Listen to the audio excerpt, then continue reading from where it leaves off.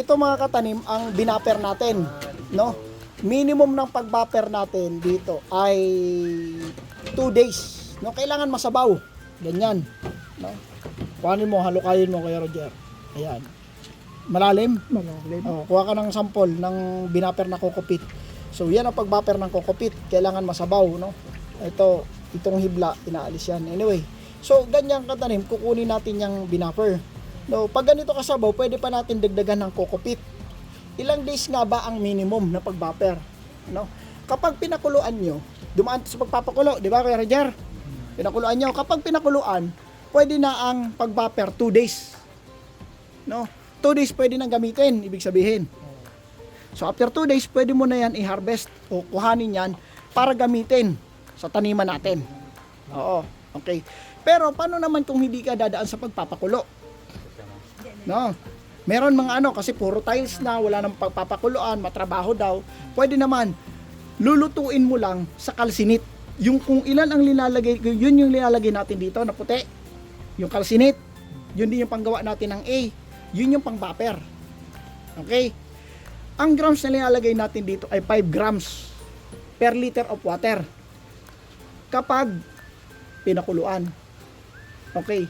How many days? Minimum of 2 days. The longer, the better. Pero pag hindi mo pinakuluan, 15 grams naman ang ilalagay mo na kalsinit.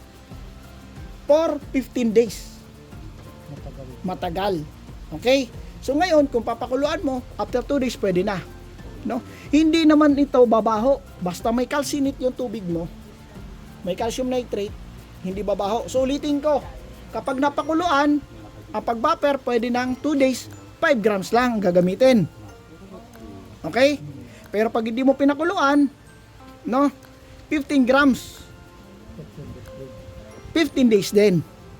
Yun nga lang, kapag napunggos ka, di mo pwede gamitin ulit.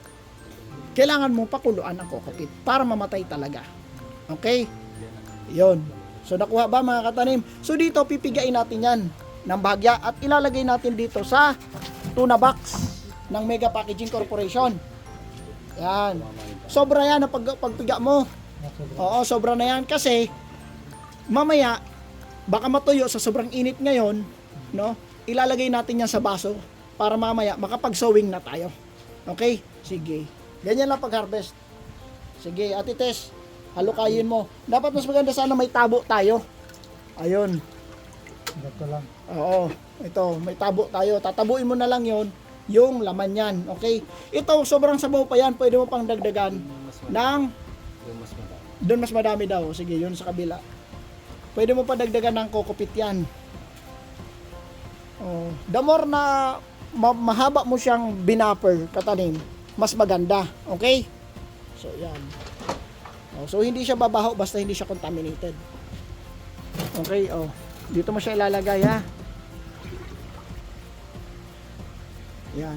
Yung matitira nito mga katanim, halimbawa, paubos na yung kokopit, pwede mo siya i-screen bago mo itapon yung tubig. Yung pinagbafera natin, itong tubig na pinagbafera natin, hindi mo na pwede ulitin ulit. Pwede mo ipandilig dyan sa mga tanim mo yan. Pero i-dilute mo pa. Yung 1 liter nito, hahaluan mo rin ng 1 liter ng water. Okay? Naintindihan? Yung 1 liter ng tubig na yan, na pinagbaperan, lagyan mo ng tubig na 1 liter din. Ipandilig mo dyan sa mga papaya. Mamumunga at mamumulaklak din yan. Okay? Oh. Masyado marami ang pagkakatubig mo, ha? Pigaan mo ng konti ng bagya. Sa susunod, dadagdagan mo na ng kuan. Pero Roger, ha? Dadagdagan mo na ng kokopit. Kasi ang konti ng kokopit mo, ang dami masyado ng tubig. No? Dadamihan mo ng bahagya ng kokopit. Okay, sige. Tapusin mo na yan. Yan muna ang gawin natin. Hanggang makapuno tayo ng isang tuna box. Pag nakapuno tayo ng tuna box, Kuya Roger, maglalagay na tayo ng kokopit sa cup. At mamaya, para makapagtanim na tayo. Malalim? Hindi kaya sisirin? Okay. So, yan. Tuloy mo lang, ha? Oo. So, tanong kita, paano pag-buffer ng napakuluan? Ilang grams ng kalsinit? napakuluan. 5 grams. Minimum of ilang? 2 days. Eh kapag hindi ko pinakuluan, 15 grams per liter. Anong consequences? Pag nagkapunggos, hindi pwede gamitin. Okay? So, the longer the better pa rin mga katanim ha. Tinan nyo, itim na kaagad ang kokopit niya. Okay, ganyan pag na-buffer. Okay? Yan. So, tuna box ang pinaglalagyan. Mamaya magsosowing na kami. Yan, ituturo ko na yung pagsosowing, ang preparation doon sa cups.